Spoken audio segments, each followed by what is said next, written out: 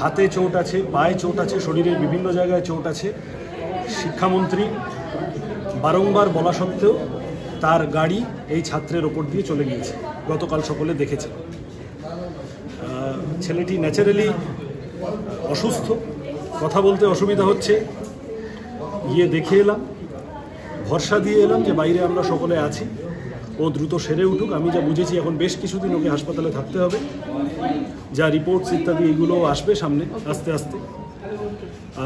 এবং ও একটা কথা বলল যে থানা, যাদবপুর থানা, পুলিশ তারা ওর বয়ান রেকর্ড করতে কিছু ক্ষেত্রে গড়িমসি দেখিয়েছে, কিছু ক্ষেত্রে বয়ান ডিস্টর্ট করার চেষ্টা হয়েছে, এই ধরনের কিছু কথা বলল। সেগুলো আমাদের সত্যতা যাচাই করতে হবে।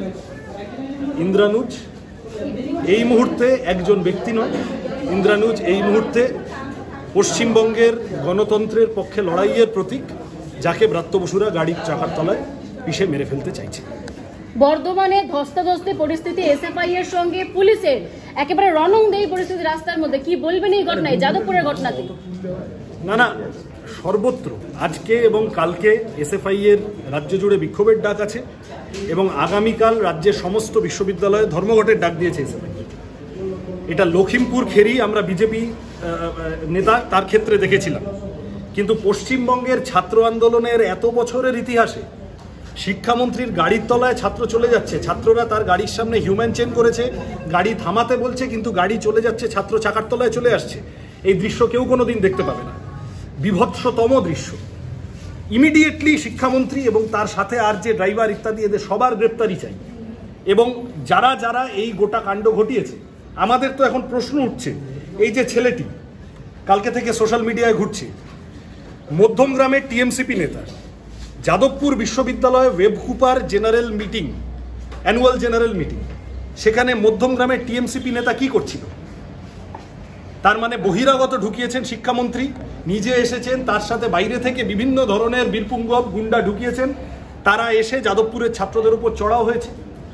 আসল কথাটা বলতে হবে তো, যে ছাত্র ভোটের দাবি 2017 সালের পর থেকে পশ্চিমবঙ্গের কলেজগুলোতে, বিশ্ববিদ্যালয়গুলোতে ছাত্র ভোট হয়নি।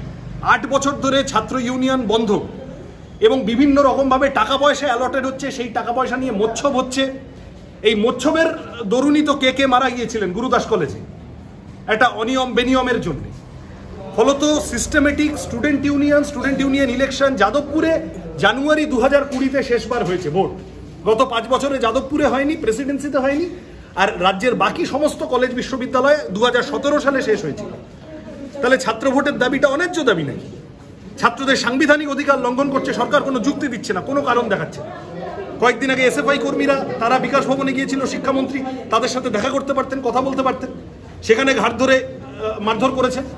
আজকে উনি এখানে এসেছেন, যাদবপুরের ছাত্রছাত্রীরা যখন কথা বলতে গেছে তারা বলেছে যে আমরা ত্রিপাক্ষিক বৈঠক হোক এবং আমরা আমাদের কথাটা বলতে চাই। সব বিভিন্ন রকম বাইরের ছেলেপুলে এনে গুন্ডা লেলিয়ে দিয়ে ছাত্রদের উপরে এই অত্যাচার করার কি মানে ছিল? ভিডিওতে দেখা যাচ্ছে ইট আন ইট নিয়ে এই ধরনের কথা শুনতে, সবটা কি তাহলে পরিকল্পিতভাবেই পোস্ট করেছে যে এরা একেবারে সেখানে সমস্যা তৈরি করেছিল এবং তারাই আবার নিজেদেরকে ভিকটিম বলে দাবি করছে। আমি আবার বলছি, আমি এই ছবিটি দেখাচ্ছি আবার, আপনারা কুণাল ঘোষকে জিজ্ঞাসা করুন। মধ্যমগ্রামের তৃণমূল ছাত্র পরিষদ নেতা যাদবপুর বিশ্ববিদ্যালয়ে ওয়েবকুপার অ্যানুয়াল জেনারেল মিটিংয়ে কি করছিল? আমি আবার এই ছবিটি দেখাচ্ছি। যারা বলছেন যে যাদবপুরের ছাত্ররা এই গন্ডগোল পাকিয়েছে, যাদবপুরের ভিতরে গণতন্ত্রের চাষ হয়, যাদবপুরের ভিতরে বহুস্বর বহুমতের অধিকার আছে, যাদবপুরের ভিতরে টিএমসিপি রমরমা করে চলে। অন্যান্য কলেজ ক্যাম্পাসে এসএফআই সহ কোনো ছাত্র সংগঠন, বিরোধী সংগঠনকে অ্যালাউ করা হয় না, কিন্তু যাদবপুর বা প্রেসিডেন্সির মতো কিছু কলেজ ক্যাম্পাস আছে, বিশ্ববিদ্যালয় ক্যাম্পাস আছে, যেখানে বামপন্থীরা শক্তিশালী, সেখানে সবার জায়গা আছে। উনি কথা শুনে নিলে হতো, ওনারা কথা শুনে নিলে হতো। এক প্রফেসর আইআর ডিপার্টমেন্টের, আগে কংগ্রেস করতেন, এখন তৃণমূলে গেছেন, তিনি নাকি ছাত্রীদের গায়ে হাত তুলেছেন, তার সম্পর্কে অভিযোগ। আমরা সব যাদবপুরে পড়ার সময় জানি তো, এসএফআই হারলে ঘরের দরজা বন্ধ করে নাচানাচি করতেন এই প্রফেসর। তারা সব এখন বিরাট গণতন্ত্রের ধারক বাহক হয়ে উঠেছে।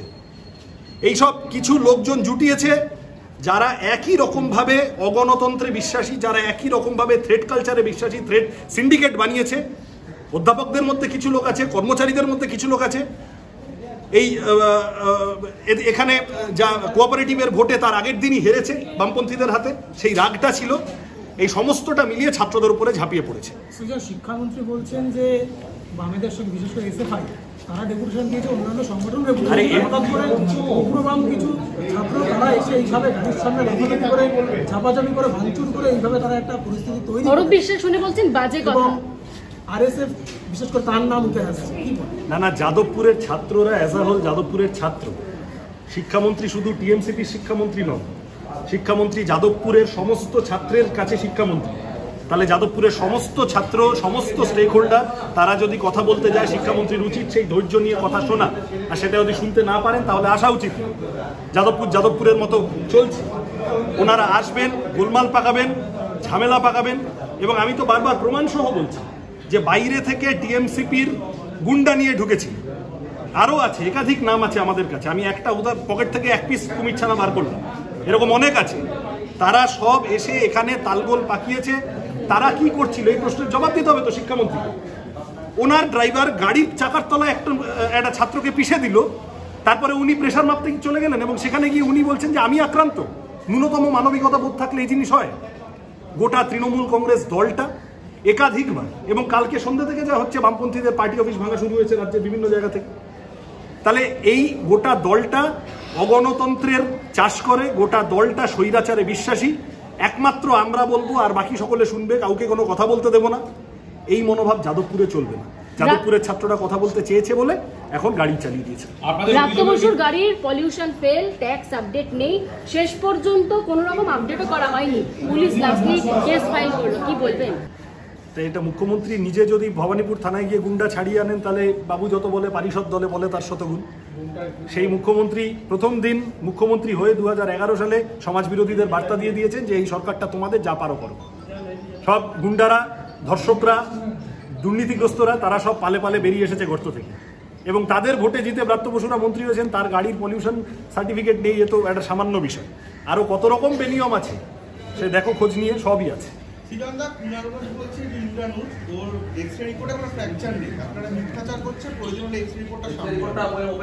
আমি এইটা খোঁজ করলাম, আমি শুনেছি আজকে। উনি তো সর্বঘটের কাঠালি গলা, সব বিষয় উনি, chilli chicken to Chinese revolution সব কথাই উনি বলেন। যাই হোক, বলেন, সেটা কিছু ব্যাপার না। কিন্তু কথা হচ্ছে যে এক্স-রে রিপোর্ট এখনও সামনে আসেনি। পেশেন্ট বলল যে আমি এক্স-রে রিপোর্ট এখনও দেখিনি। তা কুণাল ঘোষ কোন জাদুমন্ত্র বলে দেখে নিলেন, কোন ফেক এক্স-রে রিপোর্ট ওনাকে কে পাঠালো, কি তৈরির কারখানা থেকে উনি দেখে নিলেন, আমি বলতে পারবো না। আমরা কুণাল ঘোষের কথার জবাব দেওয়ার জন্য রাজনীতি করি না, এটা বাংলা কথা বুঝতে হবে। চোখের ডাক্তার কি দেখেছেন, চিকিৎসকরা দেখেছেন, প্রাইমারিলি পুরোটা স্টিচ হয়েছে, তোমরা ইতিমধ্যে ভিডিও বা ছবি এইসব দেখেছো। কষ্টে আছে ছেলেটা, বাচ্চা ছেলে, ফার্স্ট ইয়ারের ছেলে। এইভাবে গাড়ির চাকার তলায় চলে গেলে একটা ট্রমা হয়, এবং সব মিলিয়ে গোটা শরীর জুড়ে চোটাঘাত। এছাড়াও তোমরা অভিনব এসএফআই কর্মী, তার কথা শুনেছো কিভাবে পায়ে চোট পেয়েছে। আরও একাধিক ছাত্রছাত্রী আছে। এরা সবাই দ্রুত সুস্থ হয়ে উঠুক, দ্রুত স্বাভাবিক জীবনে ফিরুক, পড়াশোনায় ফিরুক, তর্কাতর্কিতে ফিরুক, আমরা সকলে চাই। এবং আমরা এই যে শিক্ষামন্ত্রীর গাড়ির চাকার তলায় ছাত্র চলে গেল, এই ভয়ানক ঘটনা আনপ্রেসিডেন্টেড, অভূতপূর্ব। বাংলার ছাত্র রাজনীতির ইতিহাসে অনেক কিছু দেখা গেছে, কিন্তু এই দৃশ্য কোনোদিন দেখা যায়নি। কি করে দাঁড়িয়ে কথা বলছেন জানি না। ন্যূনতম মানবিকতা বোধ থাকলে জনসমক্ষে এসে ক্ষমা চাইতেন যে আমার ভুল হয়েছে। তোমাদের অভিযোগের ভিত্তিতে কি পুলিশ কোনো পদক্ষেপ নিয়েছে? এখনো পর্যন্ত যে পদক্ষেপ নেয়নি সেটা তো বোঝাই যাচ্ছে। বরং এই ইন্দ্রানুজ যা বললো, আমি একটু আগেও বললাম যে অভিযোগ করতে গিয়েছিল, সেক্ষেত্রে ভার্সন ডিস্টর্ট করার চেষ্টা হয়েছে।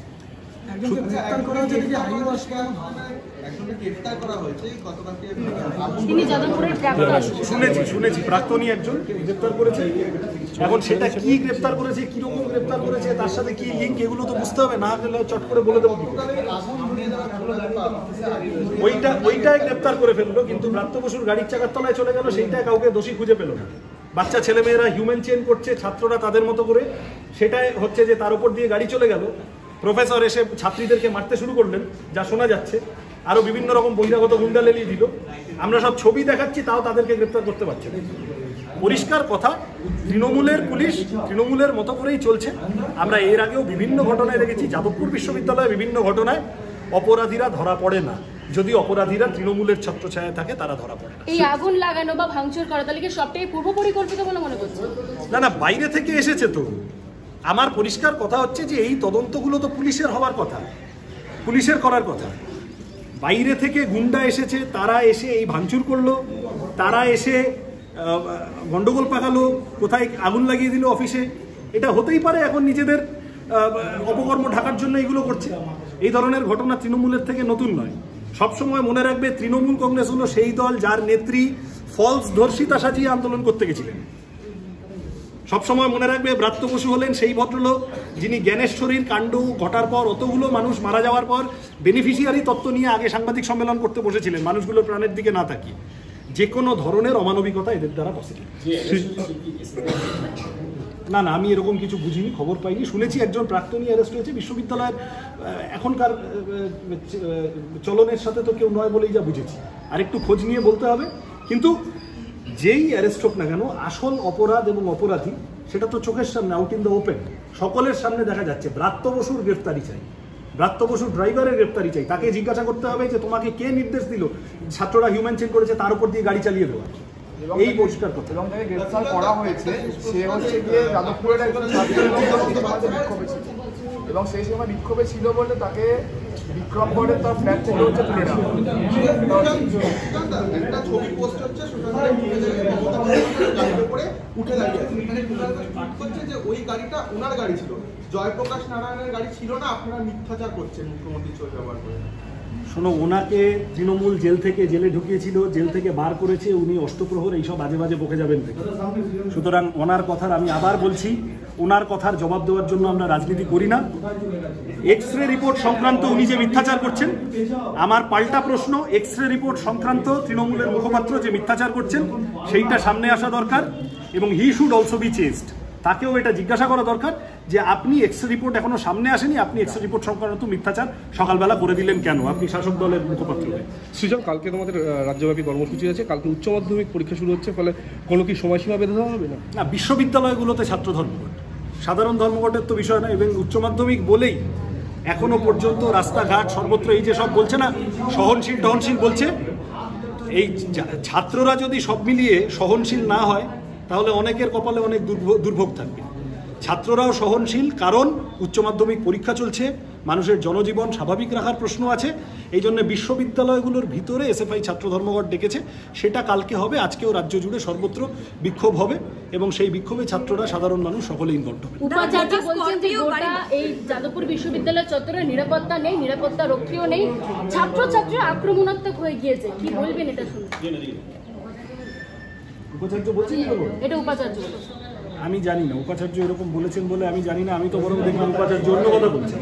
যাই হোক, কিন্তু কথা হচ্ছে যে যদি এরকম কথা মনে হয়ে থাকে উপাচার্যের, এই যাদবপুর বিশ্ববিদ্যালয়ে একাধিক এই ধরনের ঘটনার ঐতিহ্য আছে, ইতিহাস আছে, যে উপাচার্য ছাত্রদের ডেকে কথা বলছেন, এবং ছাত্ররা, শিক্ষাকর্মীরা, অধ্যাপকরা, গবেষকরা, administration including the vice chancellor, তারা সবাই মিলে যাদবপুরকে সুসংহত রাখার, শান্তিপূর্ণ রাখার একটা যৌথ প্রয়াসে লিপ্ত হচ্ছে। এই ইতিহাস বারবার আছে। আমি নিশ্চিত এই উপাচার্য শুভবুদ্ধির পথে চলবেন, তৃণমূলের পথে চলবেন। উনি বলেছেন ছাত্রছাত্রীদের শুভবুদ্ধির উদয় হোক, আপনি বলছেন না, ঠিক আছে, উনি বলছেন। আমার তো উপাচার্যকে কাউন্টার করাটা আমার প্রশ্ন নয়, কিন্তু ছাত্রছাত্রীরা এটা উপাচার্যকে বুঝতে হবে। উনি 8 বছর উপাচার্য নেই, কিন্তু 8 বছর ছাত্র ভোট বন্ধ।